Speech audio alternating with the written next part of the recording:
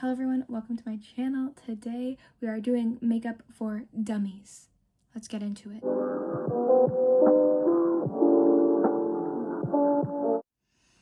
As you read by the title, this is makeup for dummies, okay? This is literally the most basic, most simple way to get your makeup looking perfect, beautiful, stunning, last long, all of the things, okay? I'm calling you personally a dummy. This is for anyone who just doesn't know where to start, doesn't know where to begin. This is the most basic, easy guidelines to get a perfect makeup look. This is Makeup for Dummies, part 1. Let's go.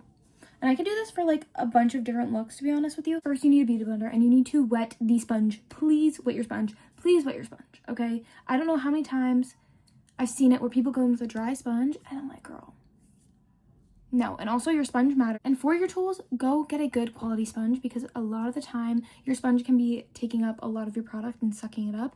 The texture of your sponge really matters. So I love the Wet n Wild sponges. They're very affordable. Elf has really affordable great sponges. Shop Miss A has really good sponges. Just a really squishy sponge. I'm going to be using the Elf one today. Okay, so my sponge is damp, and when you dampen your sponge, you want to wring it out. You want no water coming out of it. Just a damp sponge. Like, really wring everything out. Make sure you can squeeze it and no water comes out of it. You don't want it to be dripping water because that can obviously interfere with your makeup.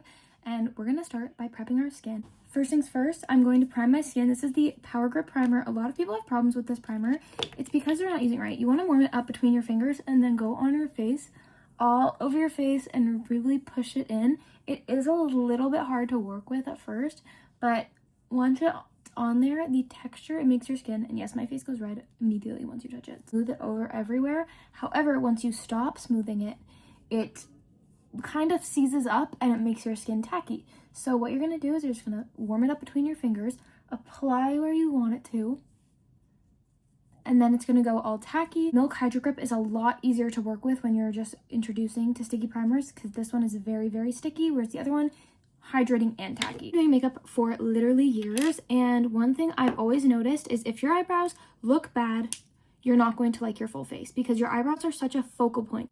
If you have a way you like them, do it that way, if that makes sense. You really need to play around with your brows. I still don't know what I like for my brows. I just follow the natural shape. My brows are pretty full, so we are just gonna follow the natural shape. I do clean up down here sometimes. Yeah, just play around with your brows one day. Well, there are so many brow products. I think the easiest ones to work with is a brow pencil, specifically this type of tiny little brow pencil. You can be very precise with that. Or you can use kind of like the Goof Proof, which is a bit thicker. Well, I can't find any of my favorite brow gels, so I'm going to go in with this one from e.l.f., the Brow Lamination Gel. This one is good. It's not my favorite, but it's good, especially if you like that fluffy brow look. I guess I'm just going to go for it. Yeah, I don't know where my 24-hour brow setter is. My other favorite is Super Lock from Maybelline. I like the one from NYX. It's a brow glue. I like... what else? The Brow Lamination Gel from e.l.f. as well. It's just in the pot. A lot of really great drugstore options. You do not need to spend an arm and a leg on brow gel. However, the 24-hour brow setter is forever my favorite. So do with that information what you will.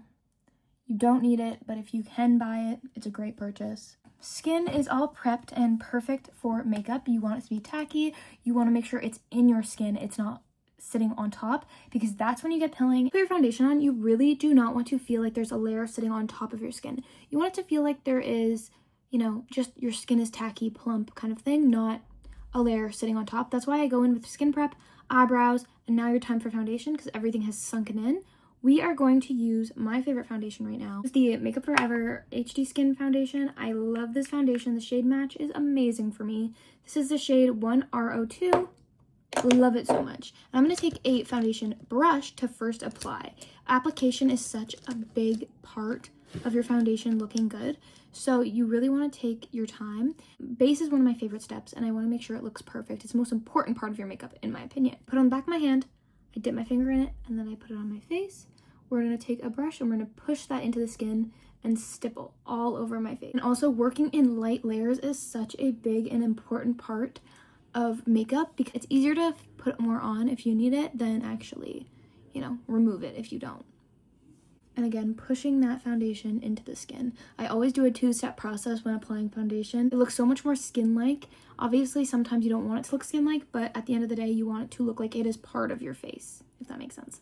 I'm just going to take this guy and go over my base. When picking a foundation match, a lot of people have a hard time actually picking the shade that looks best for them. The important part is honestly getting your undertone correct, because if you are yellow and you're putting a pink foundation over your face, it is going to look so weird. Or arguably the most seen in makeup today is you are very pink or red, or your undertones of your skin are not yellow. Putting that yellow spackle over your face and your chest and your neck, it's gonna look crazy. And so once I get to the end of the foundation on my hand, I just go in with the sponge and I'm just kind of pressing it all over, because this isn't actually contributing to, you know, the application. This is more of the melting in of the foundation, if that makes sense. So I'm just kind of, you know, going over it, melting everything into my face. Down the neck. You want to kind of match to your neck more than your face, because you want your body to look, you know, like part of your face. You do not need that much foundation. You literally just need half of a pump, and then keep going, half of a pump, keep going. And say you don't have a foundation brush, you have to use your sponge, that's fine. Just factor in that your sponge is going to make the coverage lighter. It is going to introduce that moisture to the foundation, and also, you know, it's a sponge, so it soaks things up inevitably. Obviously not all the way, which your sponge shouldn't be soaking up a lot of product. However, it's still a sponge, so it's going to soak up a little bit, making it lighter coverage. Foundation is all applied. It is looking gorgeous and stunning. I'm going to give you a very up close shot of what it's looking like after everything has been applied. We still have some stuff peeking through. It's a very light coverage. Like I said, this foundation is very light to medium. So,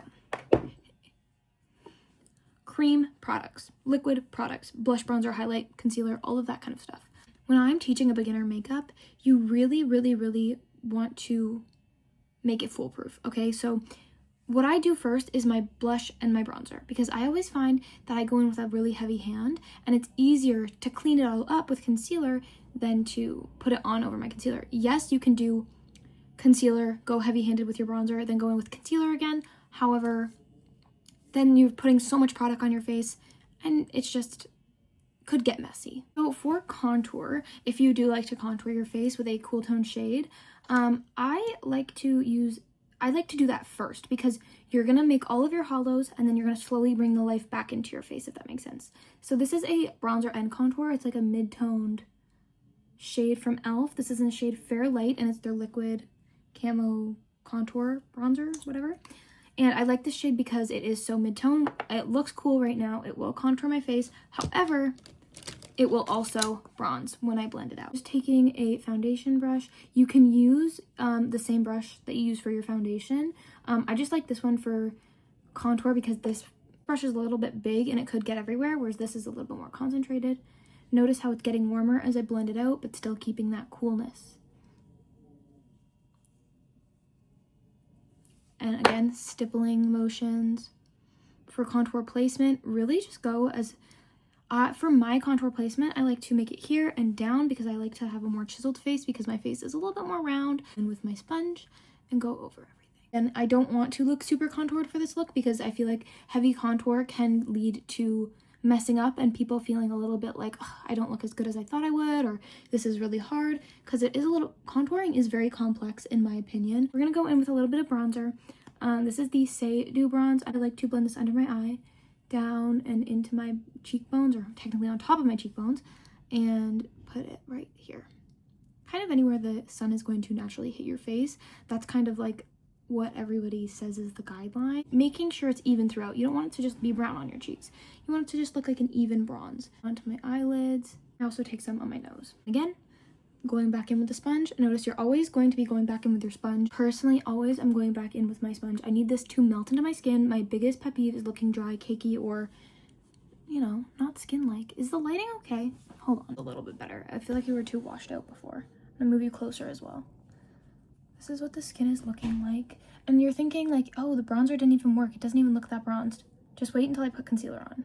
Just wait. I'm gonna be using the shade Glassy Cinnamon. It's like this brown, beautiful cinnamon shade. I'm gonna put this on the tops of my cheekbones. And I am using a heavy hand because I love blush. I love it. These just blend out so beautifully. I have been obsessed with these since they came out. I got a few of the shades from the Blonzer shades. I have like all of them except for Clover, I think. And these were one of the best purchases I've ever made. I they are just top tier. Same kind of stippling motion as the bronzer. I feel like I want to go in with a little bit more blush in a different shade just because I really want to show you guys blush placement. So we're going to take maybe like a pinkier blush and go on the apples. You know what? No. I'm going to take this shade of blush from Milani. This is in the shade Merlot Moment. I'm going to put that on my cheeks. This is for my face shape, okay? I want my apples and my cheeks to kind of stand out a little bit.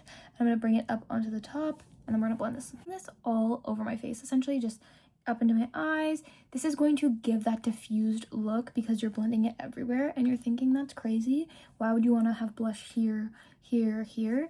It's because when you go over with concealer, it's actually going to fade out, and it's going to give that underpainted kind of diffused effect. I'm going to use the Dior Forever Skin Correct Concealer.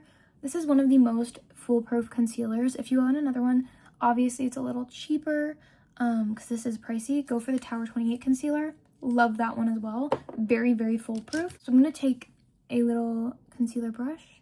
I'm going to just stipple this all into the inner corners, around my eyes. So for placement as well, you want to make sure you're doing it at least like an inch below your eye because the more product in your eye crease, the more it's going to crease. So if you put it here, blend it just where you need it. You want to put as little under the eye as possible. And by what I mean by under the eye is just in here because this is where you're going to get creasing. So you're just going to move it around, cover it up as you need, and don't take or focus as much product under the eye. I'm also going to take it around my nose. You have a lot more control with a brush than you do a sponge in the first steps of blending. So I always just go with a brush at first. I'm going to take it onto my eyelids. I'm going to take my sponge and go over it because this is going to press that in. Take some of this concealer and we're going to go under our cheekbones and just cut where you want your cheekbones to do. I like a shadow right here and down, so I stop here. Now we're going to set our face. I'm going to use the Huda Beauty powder. This is in the shade Cupcake. It is like my favorite shade. Back of a powder puff. This is from Quo, just like the Shoppers brand, which I love this powder puff. And we're going to stamp it on the back of our hand because we want to get as much powder off. So back of the hand, making sure you're really working it into the powder puff, blending out your crease, and taking whatever's left on your hand and going all over your face. And we're going to go all over our face, just kind of everywhere. This is Sephora's Micro Smooth. This is like the best powder. It adds a little bit of a sheen to your makeup, so it's setting it but also not making you look dead. Okay, I'm going to give you an up close. This is directly after we've set everything. We are all set, and now we're going to do something that feels crazy, but we're going to take our sponge that we've been using the whole day and go over everything. Not too hard, but not too, lightly. We're just going to blend everything together with that damn sponge, bringing some life back into our face. So I'm going to take my Horse palette and I'm going to take the bronzing shade on a small paddle brush, and we are just going to bronze our face and go where we put that other bronzer that we put on. I'm also going to just take the blush shade in here. I'm going to take this middle shade down here and put it on the apples of my cheeks. And now we're going to go in with a little bit of setting spray to give some life back to our face. Usually I would go in with an eye base, like an actual true eye base, which you're thinking, what is that? I'm not talking about concealer because that is made for your under eyes. That's going to crease. I'm talking more of a silicone base from e.l.f. We've got one from like Urban Decay Primer Potion. We've got the MAC Painted Pots. Those kinds of things that are made for oily surfaces like your eyes. I'm just going to take a little powder and put that on there. I'm not too worried either because this is not going to be like a crazy eye look. I'm going to use just a little bit of powder bronzer and I'm just going to go over my eyelids. Again, if you use a real true eye base like a Urban Decay Primer Potion or e.l.f. primer in the tube, or what's another good one? The MAC Paint Pots, then you're not going to get as much creasing on your eyes, but also it will help your mascara not transfer to your eyelids throughout the day because the oils will be stopped. Fun fact. Concealer is good, but eye bases are better. I'm going all around my eyes just to give like a cute little bronzed up eye effect. Really nothing crazy. I'm taking the Hoola bronzer. I'm also going to contour my nose. Again, this is a bronzer. It's not really meant to contour your nose, but I think it's cute. I like it. There are a few exceptions when it comes to bronzer. on my nose, and this is one of them. Another one is the butter bronzer. That one is really cute on your nose too. I'm gonna quickly do my fake freckles. I usually just take a angled brush, really pinch it down to get that pointed edge, and just take a brown shadow and go all over. I'm gonna take my sponge and kind of diffuse them. What the makeup's looking like. We're gonna go in, personally, I'm gonna take a very, very small brush and a little bit of brown shadow. I'm gonna smoke out my lash line. I'm gonna take the white, or the shade Tempura in this palette, and I'm also gonna go on my inner corners, the tip of my nose, because this is my favorite highlighter shade. Take the highlighter shade from my Horse palette as well. I'm gonna highlight my face. You can use literally anything. You can use an eyeshadow to highlight. I'm just taking the Horse palette because it's right here, and I love it.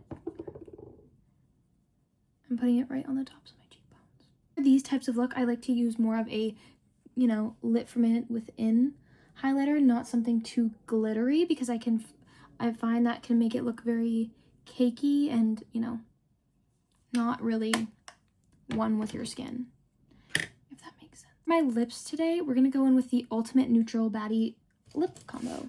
Lip combo can really change your face and your look, so we are going to do that using the shade Anywhere Caffeine from Makeup Forever. I'm filling the top lip, and I'm also gonna go in with a little bit of grayish from MAC and make my top lip darker than my bottom lip. Don't know why, I just love the way it looks. I'm doing a lot of this work with lip liner because lip liners last way longer than lipsticks or anything. We're gonna take this shade Curry Up from Kimchi, and I'm gonna put this in the middle of my lips. And we're gonna blend this out. You could leave it like this, but I'm gonna go over with like a lip gloss. Take the shade Cherry Blossom, and we're just gonna go in the middle. This is the Maracuja Juicy Lip. And then for lashes, I'm just gonna take any old mascara. A lot of good ones from the drugstore recently, a lot of good ones. I'm just gonna take the Maybelline Lash Sensation. Put a little bit on the lashes here. And then on the bottom lashes, I'm gonna go in the middle. We're gonna set with the Milani Make It Last. We're done. This is the full look. I hope I explained everything super well. This is like the perfect makeup for dummies. Literally a sun-kissed look.